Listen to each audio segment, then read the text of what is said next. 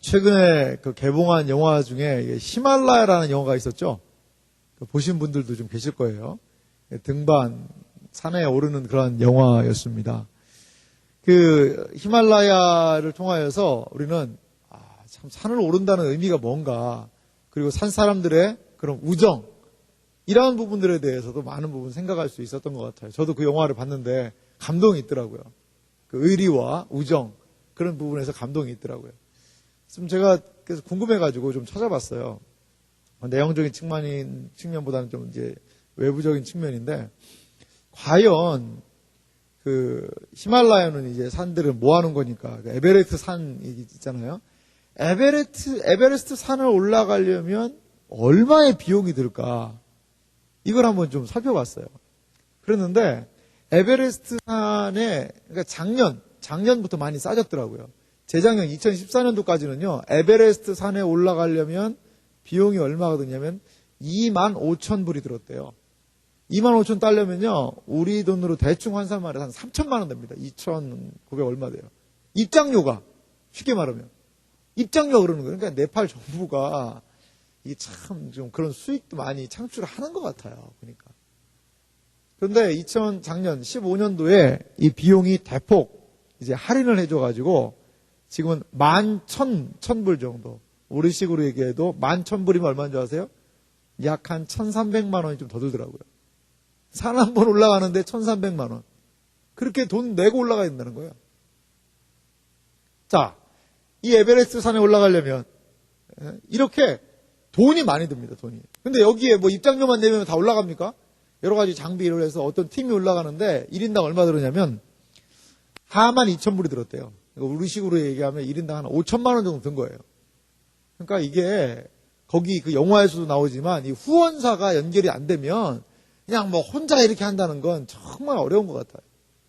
5천만 원이 들어요. 산 한 번 올라가는데. 여러분, 팔달산 올라가는데 5천만 원 든다면 올라가겠어요, 여러분? 팔달산은 요즘에 중서까지 기차도 올라가요. 차도 올라가요, 차도. 그래요.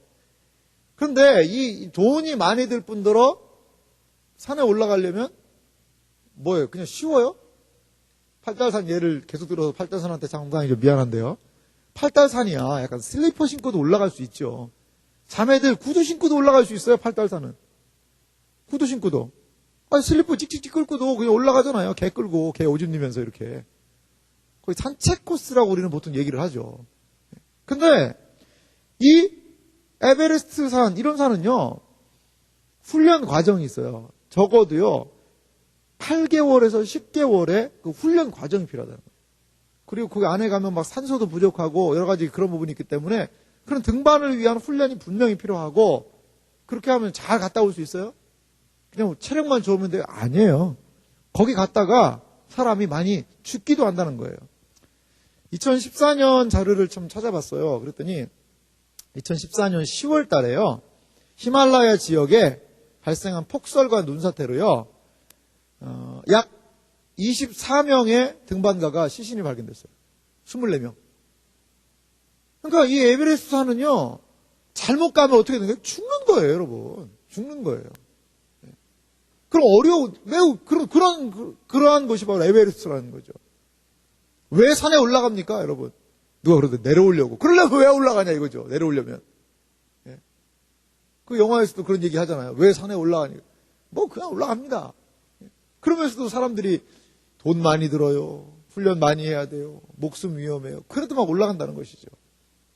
제가 왜 이러한 이야기를 하냐면, 예수님의 제자가 된다는 것, 다른 말로 하면 믿음 생활한다는 것, 다른 말로 하면 하나님을 내 마음 가운데 받아들여서 살아간다는 것, 이것을 위해서도 많은 비용 계산이 필요하지 않나 생각이 들어요. 많은 준비가 필요하지 않나 생각이 들어요. 우리는 신앙생활, 주 예수를 믿으라 그러면 너와 내 집이 구원을 받으리라, 예수 천당 불신 지옥, 아멘 할렐루야, 이렇게 믿기 쉽다고 얘기를 해요. 근데 여러분, 정말 예수 믿기 쉬워요? 예수 믿기 쉬워요? 고개를 절레절레 흔드는 분이 계셔서 참 제가 마음이 맞아요. 예수 믿기 쉽지 않습니다, 여러분. 쉽지 않아요. 그런데 많은 사람들이 예수를 믿는다는 것이죠. 그러면 어떠한 대가를 우리가 예수를 믿는 것으로 인하여서 지불을 해야 될 것인가. 이 부분을 오늘 예수님이 알려주신 이 비유를 좀 중심으로 해서 살펴보기를 원합니다. 본문의 의미를 좀 살펴보면요. 이 당시에 사람들은 그 멀리를 여행한다던가 그리고 나라가 좀 뒤숭숭하고 하면 전쟁이 있을 것 같다 그러면요. 사람들이 막 다시 자기의 재물 같은 걸 안 뺏기려고 그 사람들은 다 뺏어가니까 막 땅에다가 묻어놓는 거죠. 단지 같은 거에 넣어서 돈도 숨겨놓고 금도 숨겨놓고 이런 거 다 묻어놔요. 묻어놨다가 그러한 정세가 조금 잠잠해지면 다시 그걸 캐기도 했다는 거죠. 근데 이 사람이 여러분 만약에 그 단지에다가 거기에다가 온갖 그 폐물, 금붙이, 뭐 금 귀걸이, 금 반지, 금 목걸이 이런 것들 좋은 걸 다 담아놨는데 여러 사람한테 알려주겠어요? 야 어디다 묻어놨다 이런 얘기. 자식한테도 안 알려줘요. 자식한테도. 그러니까 이걸요 자기만 알고 있는 거예요. 근데 어쩌다가 이 사람 죽어버리는 거죠. 그게 누구 소유가 되는 거예요? 누구 소유가 되는 거예요? 그거 캐내간 사람이 소유가 되는 거예요. 어떻게 보면. 그러한 일들이 그때 많이 있었다는 거죠. 그런데 어떠한 일꾼이 밭에서 농사를 짓다가 쉽게 말하면 밭에서 뭔가를 이제 쟁기질 같은 걸 하다가 뭔가가 있는 거예요. 그래서 파봤더니 엄청난 보화가 있는 거예요. 보화가. 우리 시골에 뭐 금덩어리가 있었는지 폐물이 있었는지 아니 뭔가가 거기 있었던 거예요. 뭔지는 성경에 나오진 않습니다. 그러자 어떻게 했다는 거예요? 그것을 막 파냈다는 거예요? 아니요. 그대로 오히려 뒀다는 거죠. 두고 와서 어떠한 일을 했어요? 자기의 재산을 다 팔았다는 거예요. 자기의 소유를 44절 보니까 자기의 소유를 다 팔아 뭐라는 거예요? 그 밭대기를 아예 샀다는 거예요. 밭을 샀다는 거예요. 오늘 이게 성경 말씀의 내용입니다. 자, 그렇다면요. 우리가 이것을 통해서 몇 가지를 생각해 볼 필요가 있는데 먼저 이 사람의 행동은 도덕적으로 정당한가? 이거 한번 여러분 생각해 봅시다. 여러분 만약에 예배를 마치고 여러분들이 내려가는데 그 여기 교회 앞에 무슨 종이봉투가 있어가지고 딱 봤어요. 그랬더니 봉투를 열어봤더니 5만 원짜리가 가득 들어있는 거예요. 왜 5만 원짜리지? 봤더니 한 500만 원. 이 그냥 종이봉투에 있는 거예요. 근데 여러분 아싸! 그러고서는 집에 가져가서 잘 썼다더라. 그럼 어떻게 될까요? 그 바로 머리 위에 있던 CCTV가 그 모든 것을 상황을 지켜보았죠. 그러다가 어떻게 하죠? 그 다음날 아침에 띵동 누구세요? 네. 팔달 경찰서에서 나왔습니다. 거기 갔다가 그때 뭐 주웠죠? 예. 그거 어디 갔어요? 제가 가지고 있는데요. 자, 지서로 갑시다. 자세한 건 가서 얘기합시다. 구속됩니다. 구속. 안 그럴까요, 여러분? 얼마 전에요. 여기 수원. 그러니까 그 사람들 참 정신이 없지. 차에다가 돈 올려놓고 그냥 가가지고 돈 길거리에 막 뿌리고 다니는 거 알죠, 여러분? 그래가지고요, 그 블랙박스에 촬영된 거 보면 막 사람들이요 내려가지고 막 그냥 돈 그냥 다 가져가느라고 난리더라고요. 얼마 전에 수원에서 그랬어요. 수원에서. 제가 볼 때 이 팔달구라니까 여기 어딘 것 같아. 그 사람들요. 그래서 그때 150만 원이 수거가 안 됐다고 그러더라고요.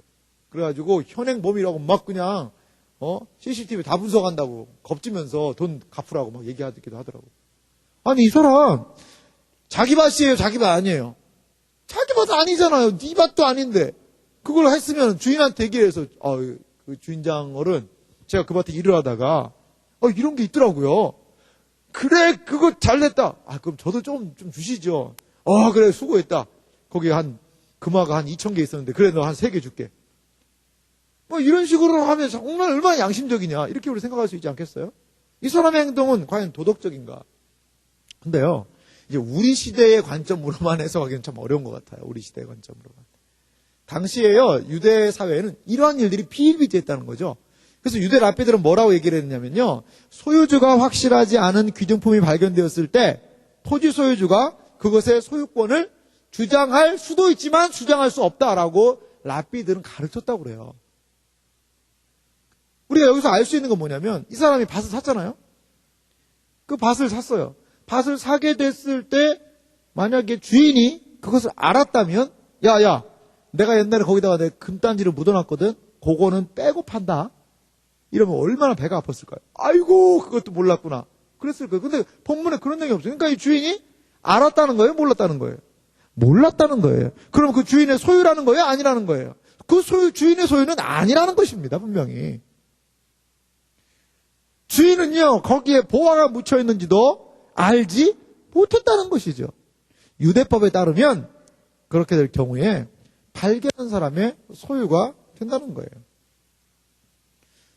그런데 좀 재밌는 건요. 그러면 이 사람은 왜 자신의 전 재산을 다 팔았을까요? 오늘 본문 말씀 다시 한번 읽어볼까요? 마태복음 13장 44절입니다. 같이 본문을 같이 읽어봅니다. 읽습니다. 천국은 마치 밭에 감추인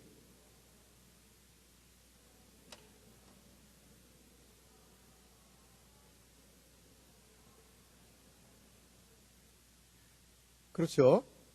사람이 이를 발견하여 숨겨두고 기뻐하며 들어가서 자기의 소유를 다 팔아 그 밭을 샀다. 성경이 그걸 얘기를 하고 있습니다. 자, 이 사람이요, 어떻게 보면, 분쟁의 소지를 없애기 위한 것일 수도 있어요. 그렇지 않아요? 만약에, 그 밭에서 그 금단지를 내가 딱 가져갔다. 너 그거 어디서 났어? 그 밭에서 일하다가 내가 캤는데요? 야, 그게 말이야, 우리 대대로 조상님들이 거기다 묻어놓은 거야! 이렇게 막 주인이 그 사실을 알고 얘기하면 어떻게 돼요? 그게 아니라, 그러면서 분쟁의 소지가 있잖아요? 심지어 이럴 수도 있죠.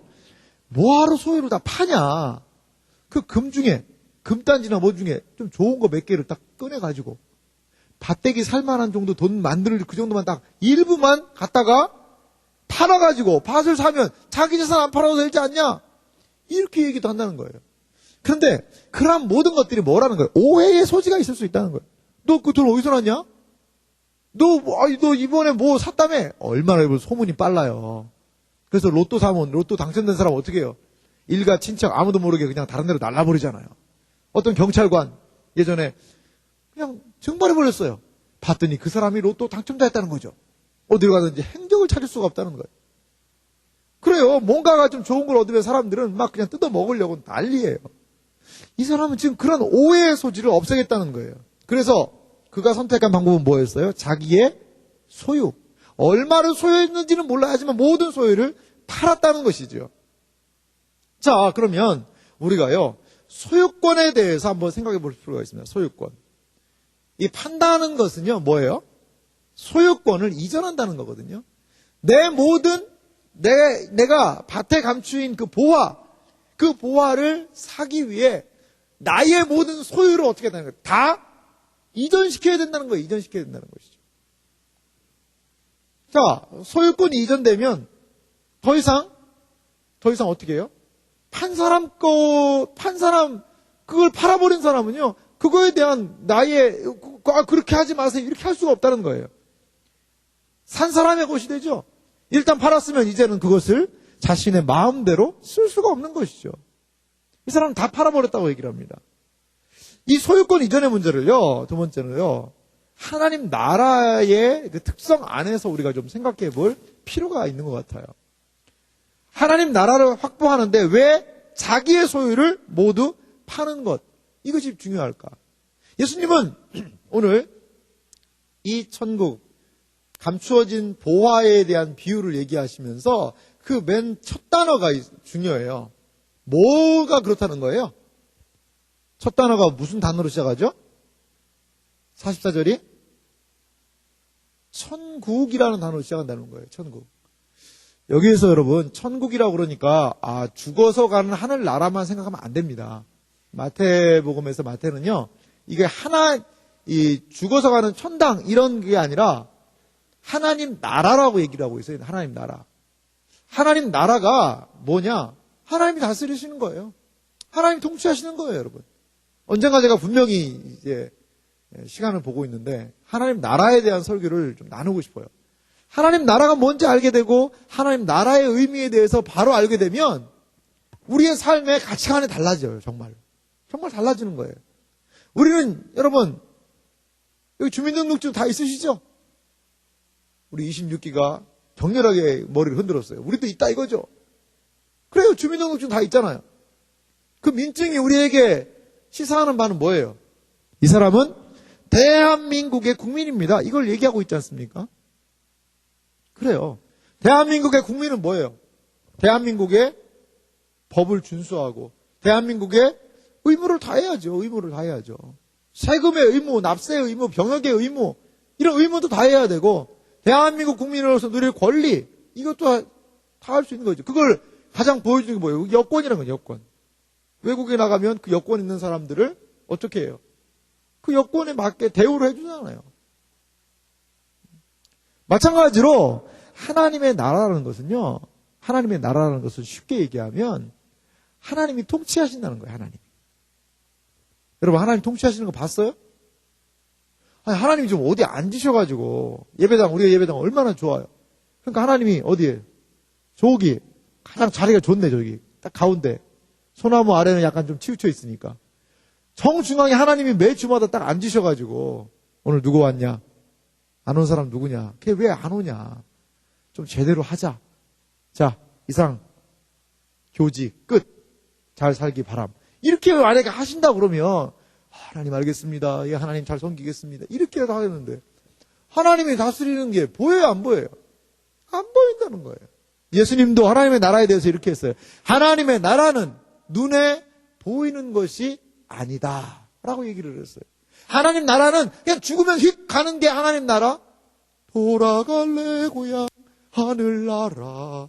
죽어서 가야지. 이 땅에서는 가 이런 게 아니라는 거예요. 이런 게 아니라는 거예요. 마태복음요. 한 장만 넘겨보세요. 한 장만. 마태복음 12장을 보세요. 하나님 나라에 대해서 예수님이 12장 28절에 이렇게 얘기하신 부분이 있어요. 마태복음 12장 28절 한 절만 읽어볼까요? 이 좀 설명을 필요한데요. 예수님이 귀신 들린 사람을 쫓아냈어요. 그러니까 뭐라고 얘기를 하냐면 그때 바리새인들이 야! 그 예수가 능력이 있어서 그런 게 아니라 그 왕귀신 바알세불이라고 그 왕귀신의 힘을 빌어가지고 그렇게 하는 거야. 예수 그거 지 능력 있는 거 아니다. 이렇게 얘기를 하는 거예요. 그러자 예수님이 하시는 말씀입니다. 28절 말씀. 자, 졸린 사람도 크게 읽고 마태복음 12장 28절 한 절을 읽습니다. 시작. 그러나 내가 하나님의 성령을 힘입어 귀신을 쫓아내는 것이면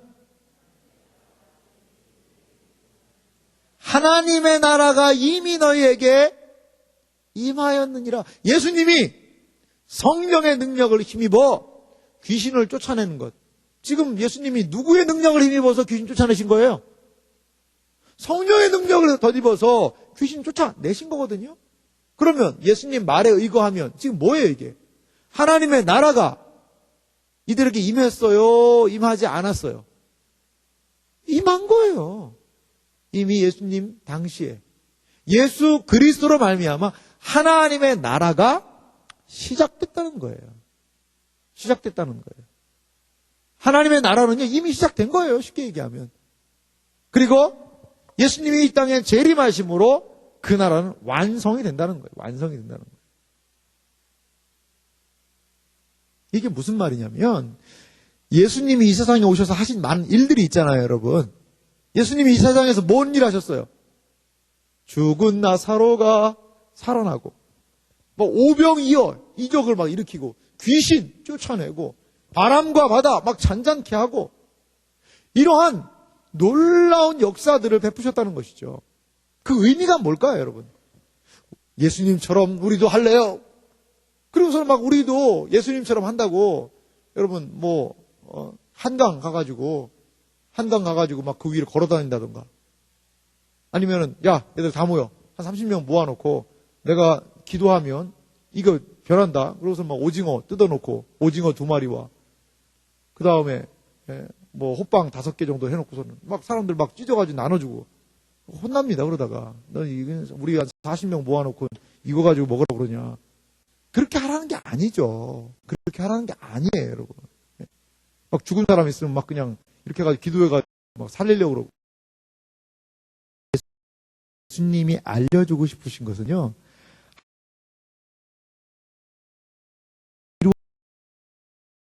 어려워질 때 어떠한 역사들이 일어나는지. 지금까지 사람들 어땠어요? 다 마귀의 노예에 이르셨어요. 마귀 자식이 마귀 자식. 다 마귀의 노예가 돼서 죽음 두려워하면서 그렇게 그냥 벌벌 떨며 살았는데 어떻게 보면 돼버려요. 귀신 들린 마리아, 7 귀신 들던 막달라 마리아, 이런 여자들 막 귀신이 막 쫓아가 나가요. 그러니까 더 이상 귀신이, 마귀가 그 지배하던 지배력을 점점 상실하는 거예요. 군대로 말하면요, 어떤 부분이냐면 싸우는 전선이라고 그런단 말이에요. 전선. 싸우는 전선이 다 마귀 세상이었어요. 그런데 점점 마귀가 힘을 발휘하지 못하는 땅들이 생기는 거예요. 어떤 측면에서는. 하나님 나라의 나라가 시작됨으로 인하여서 마귀와 사탄이 지배하고 점령했던 세상의 범위가 점점 줄어드는 거예요. 많은 사람들이 막 죽음을 가져왔어요. 사단이. 근데 죽음이 더 이상 사단에 의한 그러한 사단에 의해서 사람들을 위협하는 세상이 될 수 없는 거예요. 사람들 죽음 앞에서 두려워해요. 예수님이 죽은 사람들 막 살려요. 아픈 사람들 고쳐요. 그래서 예수님 안에 시작된 하나님 나라의 강력한 역사들을 보이시는 거예요. 쉽게 얘기하면. 하나님 나라의 의미는 뭘까요? 이 세상에 살지만 하나님의 통치를 기뻐한다는 거예요. 하나님의 다스리심을 기뻐한다는 거예요. 내가 이 세상에 대한민국 국민으로 살지만 또 하나님의 말씀을 기억하고 그 말씀을 따라 산다면 우리는 하나님의 통치를 받아들이는 사람이라는 거예요. 받아들이는 사람이라는 거예요. 우리가 그분을 기뻐해요? 우리가 그분을 따라가요? 그분의 말씀에 순종해요? 그러면 그 나라의 백성으로서의 삶을 살아가는 거예요. 이러한 부분이 필요하다는 것이죠. 그래서 오늘 소유권의 이전은요, 어떤 측면으로 생각해 볼 수가 있냐면, 하나님 나라란, 이 하나님이 왕이 되셔서 다스리는 나라라는 거예요. 그러니까, 하나님 나라, 그 보물, 가치를 발견하기 위해서는 이 세상적인 가치를 뭐라는 거예요? 소유권을 그분께 이전하라는 거예요. 옮기라는 거예요. 하나님 나라를 소유한다는 것은 내가 하나님을 왕으로 모시고 나의 모든 삶의 영역에서 그분의 통치를 받아들이는 것을 의미한다는 것입니다. 내가 만일 내 삶에서 전체적으로 아니면 부분적으로 나의 소유권을 유지하고 나의 소유권이 절대로 이건 안 돼. 그럼 어떻게 하나님께서 내 삶 전체에 대한 그분의 통치를 실행하실 수 있겠냐는 거예요. 내 삶이 내 건데 그럼 하나님의 다스림은 기뻐한다? 이게 말이 안 된다는 것이죠. 말이 안 된다는 거예요. 그래서 우리의 모든 소유에 대한 정말 이전이 필요하다는 거예요. 여러분 이게 얼마나 어려운 일이에요. 하나님의 나라를 소유하기 위해서는요. 누구든지 예외 없이 자신의 모든 소유의 소유권을 하나님께 이전해야 된다는 것입니다. 이전해야 된다는 거예요. 그래서 예수님이 하신 말씀들 좀 이런 관점으로 한번 성경을 읽어보세요. 뭐라고 얘기하시냐면요. 천국에 들어가기가 얼마나 부자가 하나님 나라에 들어가기가 얼마나 어려운지 뭐가? 낙타가 어디에? 바늘구멍으로 들어가는 것보다 부자가 들어가는 게 어렵다. 왜? 부자는 소유가 많잖아. 자신의 소유를 그냥 이게 소유욕 때문에 포기를 못하는 거예요. 어떠한 제자가요 쫓아왔어요. 예수님! 제가 예수님 따르겠습니다. 그러니까 예수님 뭐라고 얘기했어요? 여우도 굴이고 공중의 새도 거할 곳이 있지만 인자는 머리 들 곳이 없다. 라고 얘기하면서 뭘 얘기해요? 그 사람 부자인 거 아셨거든요. 야, 그러면 너 나 따른다고 그러는데, 제자된다고 그러는데, 네 소유 다 팔아라. 다 팔아서 가난한 사람들에게 나눠줘라. 그 다음에 나 따라라. 이 사람이, 예! 알겠습니다, 주님. 만약에 10만 원밖에 없으면 그렇게 했을 거야. 근데 이 청년이 누구라고요? 엄청난 부자라는 거예요. 우리 식으로 하면 막 100억대 자산가. 100억 팔아가지고, 가난한 사람 다 나눠주고, 예수님 따라가려니까 어때요? 이거 어떻게 모은 건데 이게 아까운 거죠. 못 쫓아갔어요. 결국에는 못 쫓아갔어요. 제가 참 인상 깊게 무슨 만화인지 기억을 안 나는데 어릴 때 봤으니까 어릴 때는 만화면 무조건 다 봤거든요. 어린아이의 특성들이 그랬어요. 만화를 하면 무조건 다 봤어요. 예전에 만화 시간, 요즘에 케이블 TV가 있어가지고 어느 때나 수시로 1년 365일 하루 24시간 동안 만화를 볼 수 있지만 상당히 만화가 제한적이던 시대가 있었어요. 5시 30분 모여라 꿈동산을 필두로 해서 우리 그 만화를 하는 그러한 그것도 이제 시리즈물의 한 토막씩을 하면 얼마나 그거 한번 놓치면 막 얼마나 참 힘들고 어려운지. 그리고 추석이나 설 이런 명절 때 국경일에는 특선 만화를 해줬어요. 그러면 얼마나 그냥 그걸 기다리면서 극장이나 이런 것도 많이 하지 않았으니까. 근데 그 만화의 한 장면이 어릴 때지만 기억이 남더라고요. 어떤 아이가 이런 망아지를 하나 어떻게 얻게 됐는데 얘가 날개가 생기는 거예요. 그 오늘 나는 거예요. 그래가지고 얘를 그 망아지를 타고 막 다니고 그러다가 이제 그 경마 대회에 얘가 출전을 하게 된 거죠. 날개 있으니까 어때요? 제 1등으로 갈 거 아니에요. 근데 막 출발했는데 뭘 잘못해가지고 이 애가 망아지가 날지를 못하는 거죠. 그러다가 어떻게 간신해가지고 얘가 날기 시작해가지고 결승전에 간신히 1등으로 항상 통과하잖아요. 통과했어요. 그래서 상금 트로피하고 막 상금을 이만큼 받는데 그랬는데 이 망아지가 날기 시작하는 거예요. 얘한테 갈등이 있는 거죠.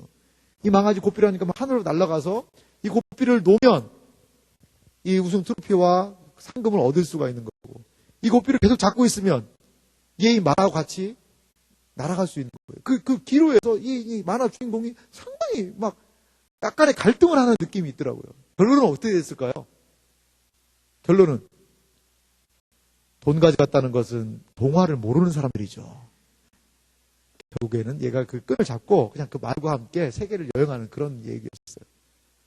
마찬가지인 것 같아요. 마찬가지.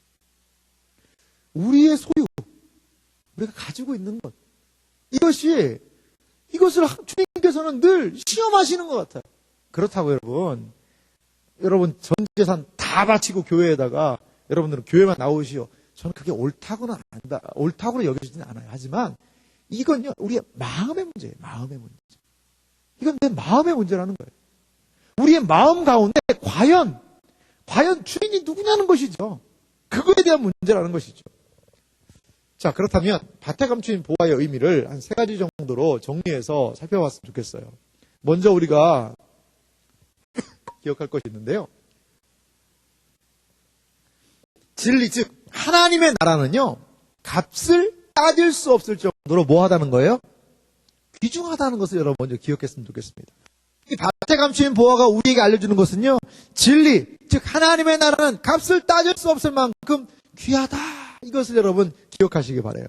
하나님의 나라는요. 무한한 가치가 있음을 이 비유는 우리에게 알려주고 있어요. 왜? 다 팔잖아요.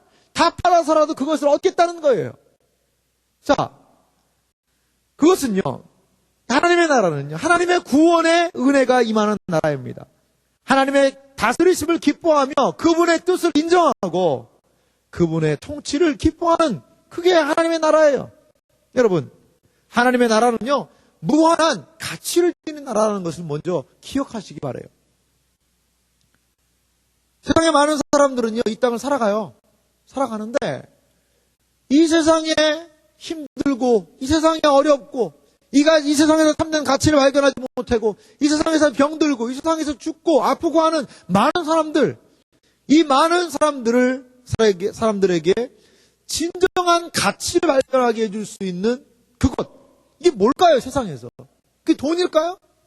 물론 돈일 수 있어요. 돈 없는 사람에게 돈을 100만 원이라도 줘봐요. 얼마나 이 사람이 좋겠어요. 근데 언제까지? 100만 원 돈 쓸 때까지. 아픈 사람에게 돈 중요할 수 있겠죠.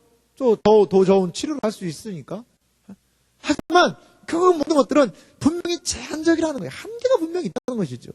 하나님 나라의 가치는 어떠합니까? 많은 사람들을 질병과 죽음과 가난과 낙심과 절망, 그 모든 것에서 얼마나 복음이 그 사람들을 자유하게 하고 소망을 주고 그 사람들에게 진정한 만족을 주었는지 오늘 본문은 그것을요 보화라고 소개하고 있어요. 보화라. 이렇게 많은 사람들을 만족할 수 있는 가치가 이 세상에 그렇게 많을까요? 저는 그렇지 않다고 봐요.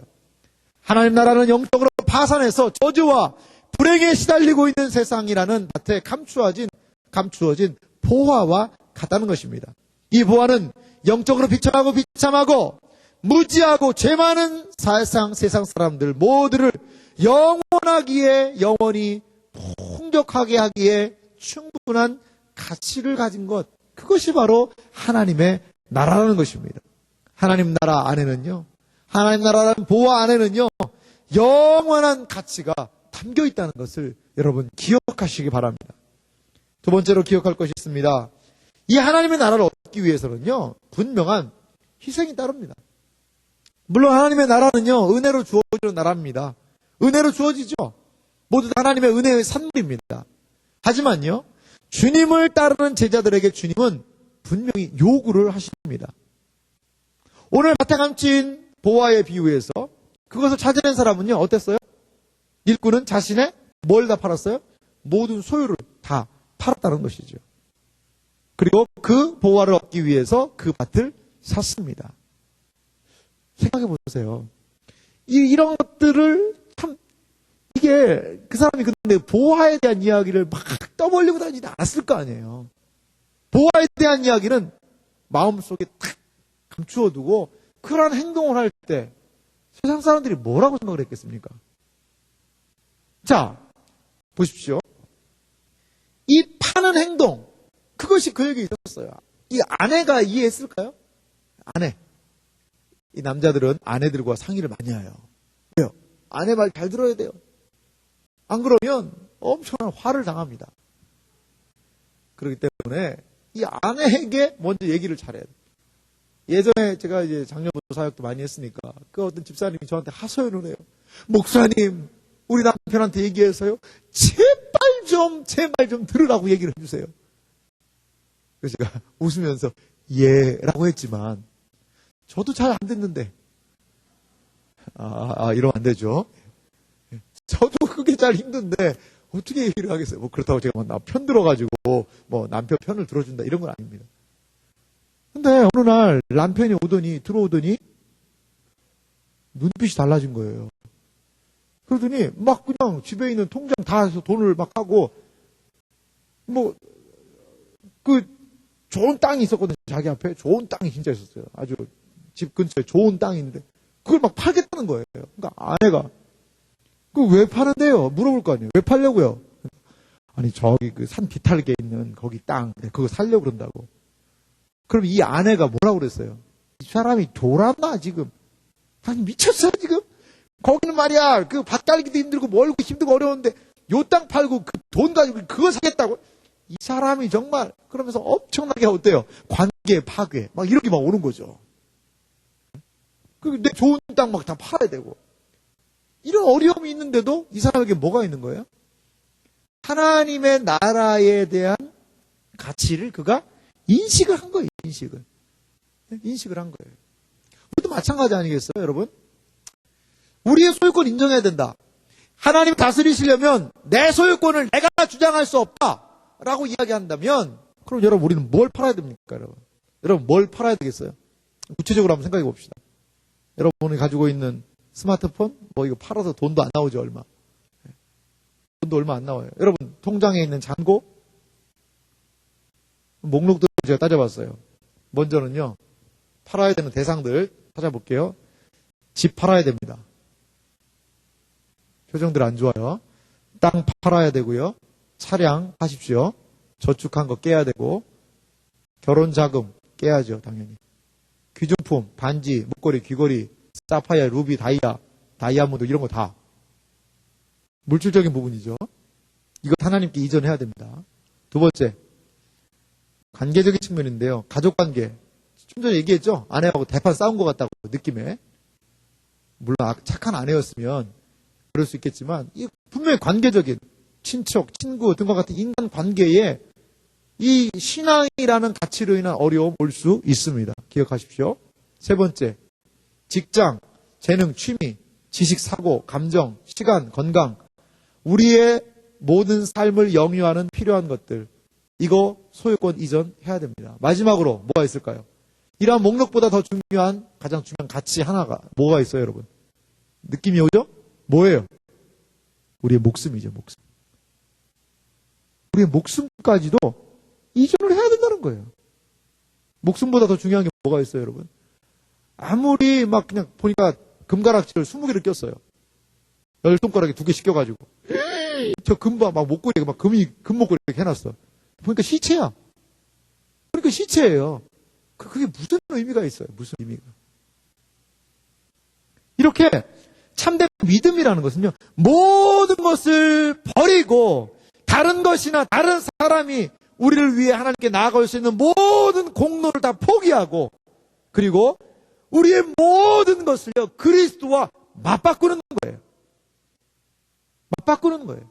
주 예수보다도 귀한 것은 없네. 그 찬송 가사 있잖아요. 주 예수보다도 귀한 것은 없네가 아니라, 많은 사람들이 주 예수보다도 귀한 것이 그래도 많이 있는데 어떡하지? 그러면서 그 찬양을 불러요. 하지만 신앙이라는 건 그게 아니라는 거예요. 믿음 생활이라는 건 그게 아니라는 거예요. 에베레스트를 올라가기 위해서도 돈 들잖아요. 목숨 담보하잖아요. 훈련해야 되잖아요. 신앙, 예수님을 따라가는 제자가 되기를 원하고 예수님을 따라가고 하나님의 통치를 기뻐하는 하나님 나라의 백성이 되기 위해서는 내 소유를 주장할 수 없다는 거예요. 주님, 다른 건 다 됩니다. 근데 요만큼은 안 됩니다. 여기는 안 됩니다. 지난 주일에 우리가 수련회 때 특강 들었잖아요. 그때 참 재밌는 얘기 하더라고요. 연세 많이 드신 분들이 다 주님 거 다 가지세요. 왜? 이제 자기가 쓸모없으니까. 근데 주님, 이 연금만은 안 되옵나이다. 이 연금만은 건들지 말아주세요. 라고 얘기한다는 거예요. 거기는 주님이 다스릴 수 없다는 거죠. 거기는 내가 컨트롤 하겠다는 것이죠. 그거 참된 신앙 아닐 수 있어요. 아니, 부족한 신앙이죠. 부족한 신앙이죠. 그래서요, 참된 구원의 신앙은 우리를 참된 신앙은 그리스도를 구주와 주님으로 인정하고 그분께 온전히 복종하는 것, 그걸 하는 거예요. 그걸 하는 거예요. 마태복음 16장 24절과 25절 말씀. 예수님을 따르는 제자들에게 이러한 예수님은 제자도에 대해서 말씀하십니다. 한 목소리로 같이 마태복음 16장 24절 25절 읽습니다. 자막도 준비했습니다. 읽습니다.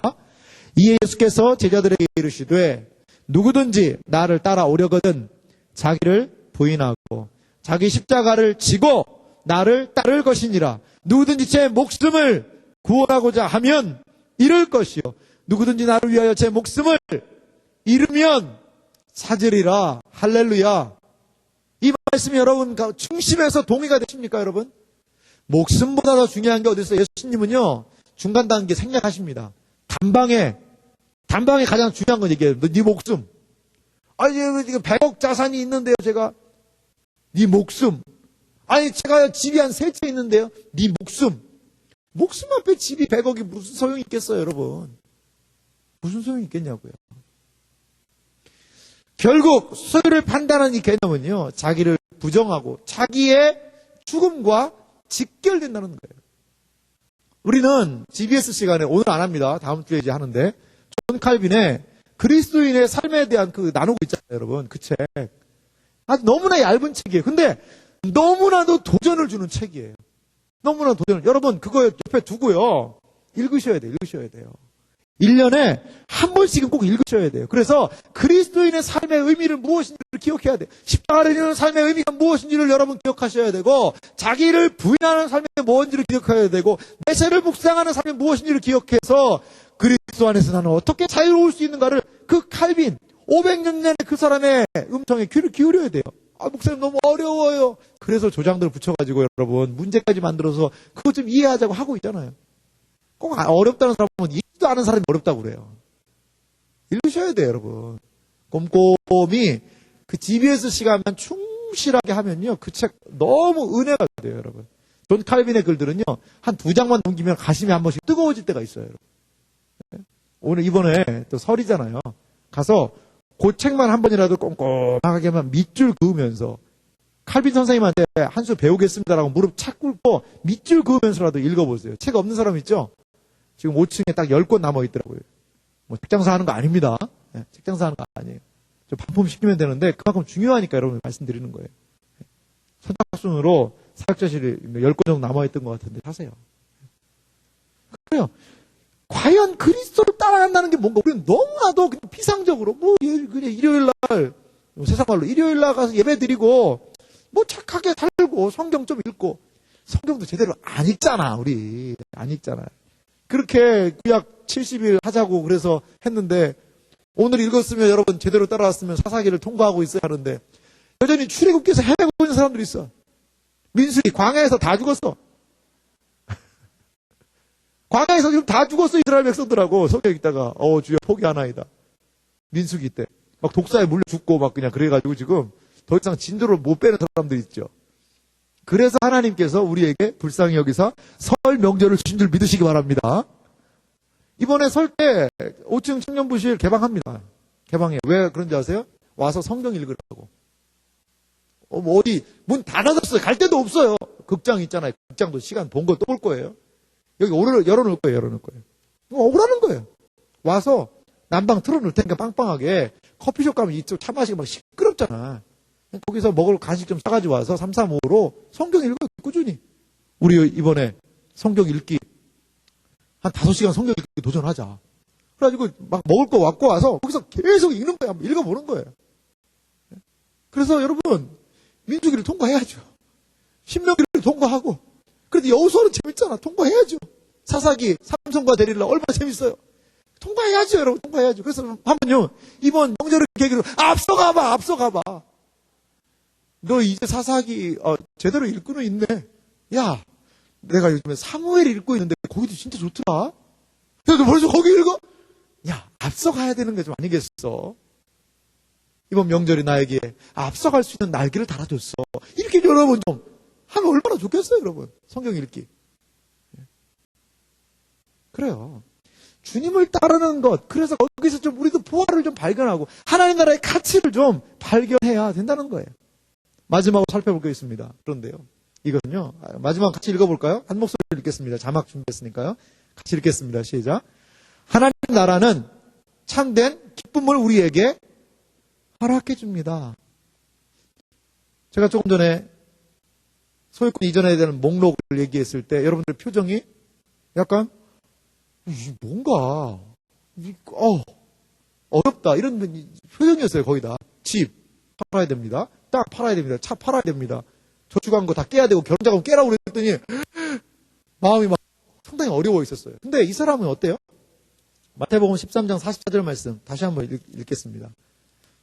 이 사람의 반응을 생각하면서 봅시다. 마태복음 13장 44절입니다. 같이 읽겠습니다.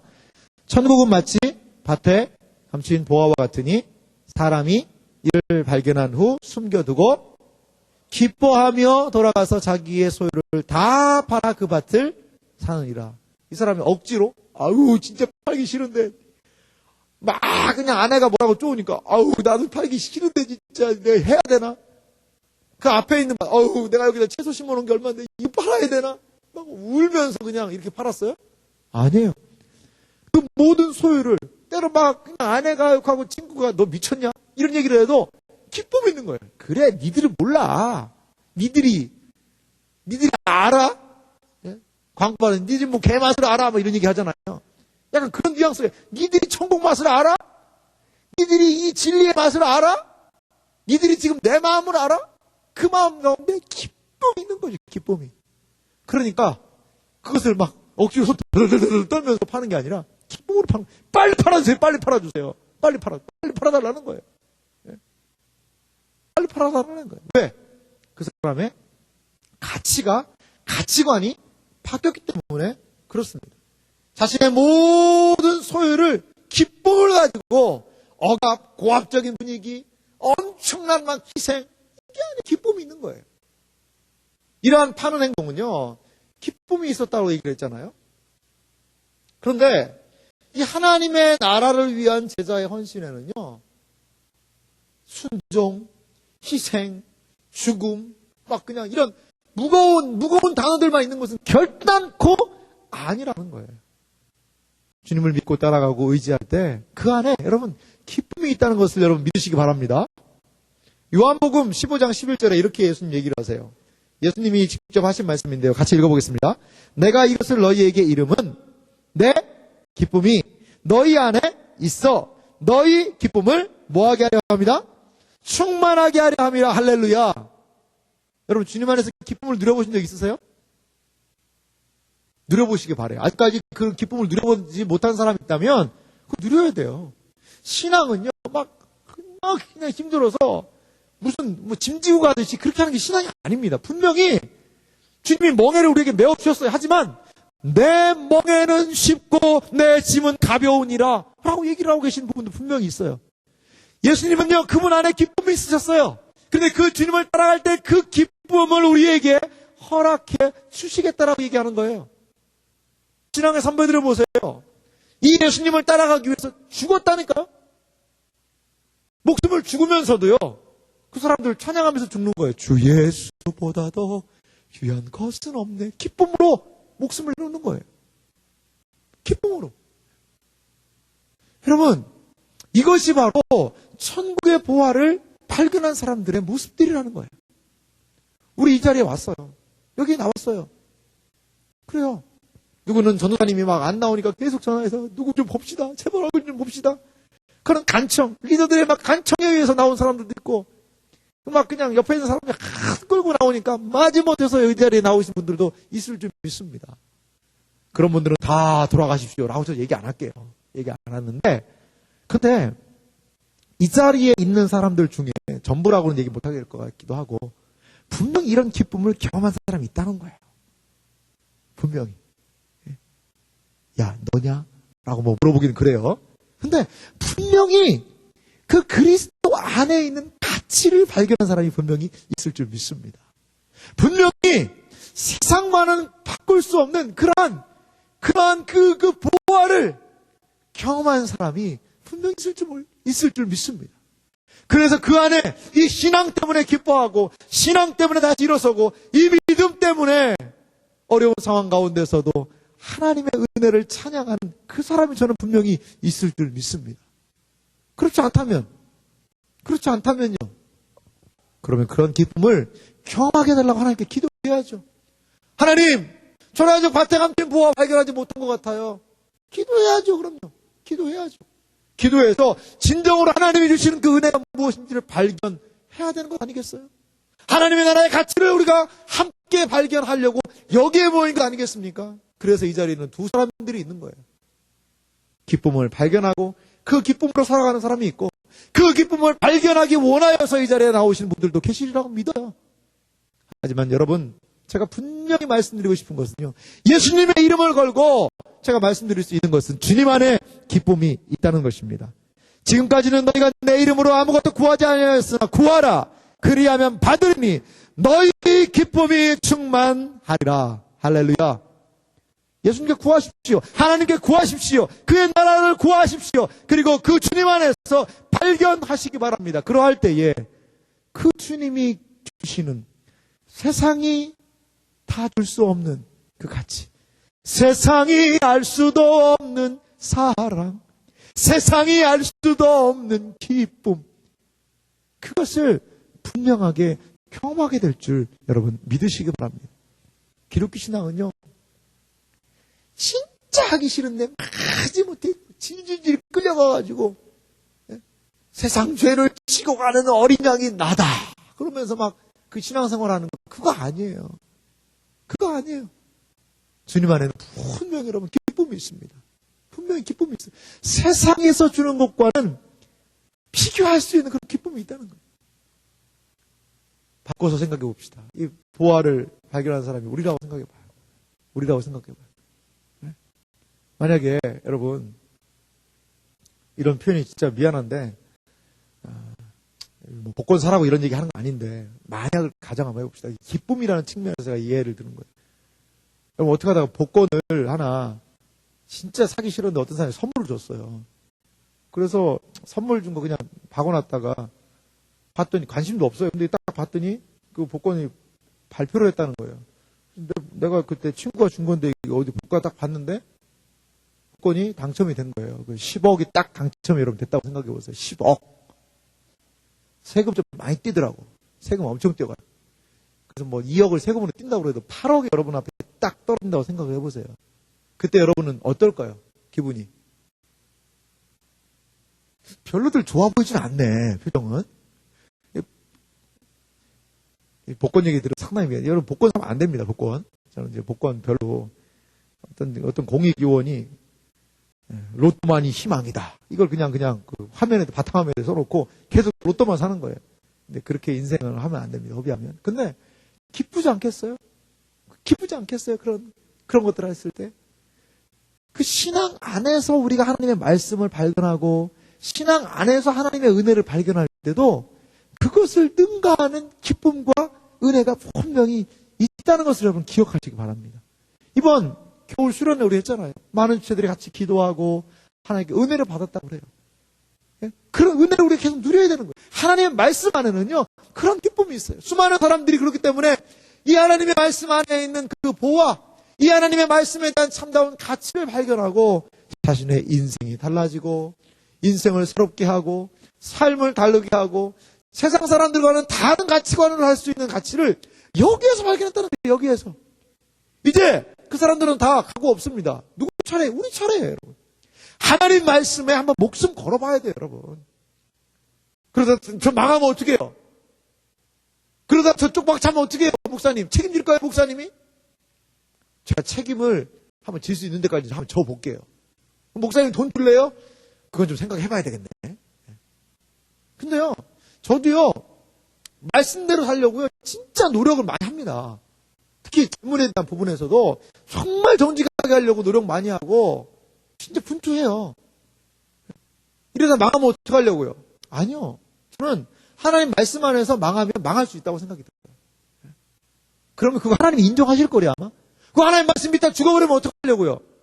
그래요. 하나님 말씀 들었다 죽어버리면 그걸 우리는 불러서 뭐라고 불러요? We call that 순교.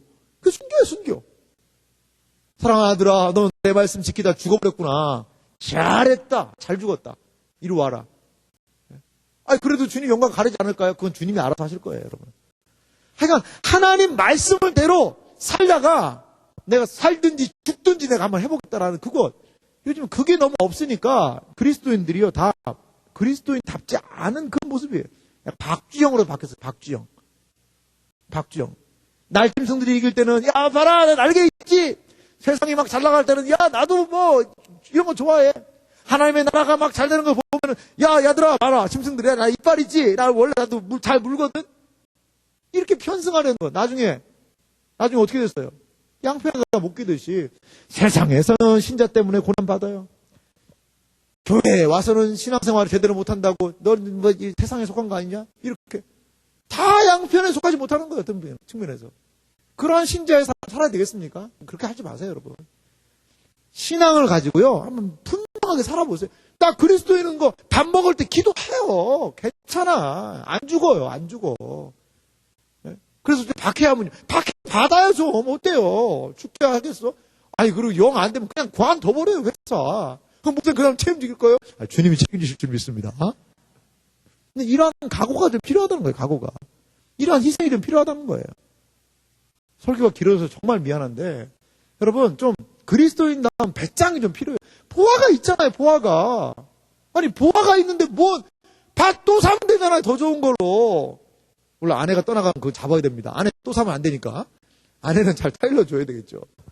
집은 팔아도 또 사면 되잖아요, 또 사면 되잖아요, 여러분. 직장, 하나님이 때로 더 좋은 직장 저는 주실 줄 믿어요. 그리스도인으로서의 그 자존심, 자부심 가지고 여러분 보화를 가진 사람답게 정리할 때 과감하게 정리하세요. 논 팔아, 집 팔아, 차 팔아. 그럼 우리 마음 어떻게? 걱정하지 마. 뭐가 있으니까? 저 산 밑에 있는 땅 그것만 사면 돼. 그것만 사면 그 안에 보화가 있어. 그게 뭐예요? 그게 주님이라는 거예요. 주님만 붙잡으면 주님이 이 험한 세상 가운데서도 우리를 이끄시고 인도할 줄 여러분 믿으시기 바랍니다. 정말 여러분 믿어야 돼요. 100번이고 믿고 다짐하고 뼈에 새겨도 그렇게 못 살아요. 그렇게 여러분 주님 뜻대로 살려면 일상에 많은 것들이 부딪혀요. 저도요, 제가 예전에 술 얘기할 때 꼭 한번 하려고 했는데 우리나라 그 장관이 저한테 술을 좀 따라준 적이 있습니다. 마시라고. 우리나라 장관입니다. 그 재정경제부 장관인데 이름을 거론하기는 않을 거예요. 제가 잠깐 외국에 있을 때 재정경제부 장관이 저한테 술을 따라줬어요. 술을. 다른 막 같이 받았던 사람들은 막 90도로 받았더니 그냥 막 와인샷씩 이렇게 다 하더라고요. 저는 안 마셨습니다. 저는 목사 될 사람입니다 하고 딱 안 받았더니 막 열받더라고요. 아니, 장관 주는 술을 안 마셔. 막 차관도 약간 얼굴이 좀 안 좋아지고. 그래서 막 제가 막 술 마시는 그런 엄청난 데 간 건 아닙니다만, 그래서 장관이 죠. 그래서 저는 앞으로 목사 될 사람이 신앙생활. 그랬더니 그분이 막 이런 얘기 하더라고요. 나는 목사는 술 잘 마시는데 너는 왜 안 마시려고 그러냐고. 막 목사도 아닌 것이 막 그러면서 학생 때인데 그렇게도 얘기를 하더라고요. 안 마셨죠, 뭐. 그때는 솔직히 좀 되게 눈치도 보였고 하는데 좀 마음 가운데 기쁨이 있더라고요. 약간은 좀 이렇게 그렇다고 뭐 그 사람이 뭐 저를 감옥에 넣게 하겠어요. 그래서 그렇지만 군대에서도 마찬가지고 대대장이 추구하는 술은 제가 안 마셨습니다. 저희 중대장 서로 술 먹이려고 엄청 노력을 많이 했어요. 엄청나게 노력을 많이 했어요. 막 술 먹이려고. 저는 앞으로 목사 될 사람이 안 마시겠습니다. 신앙인입니다. 안 마시겠습니다. 그러니까 막 저를 되게 안 좋게 하고 막 그랬는데 안 마셨죠. 안 마셨어요. 그래도 군생활 잘하고 왔습니다. 여러분. 그래도 군생활 너무 잘하고 왔어요.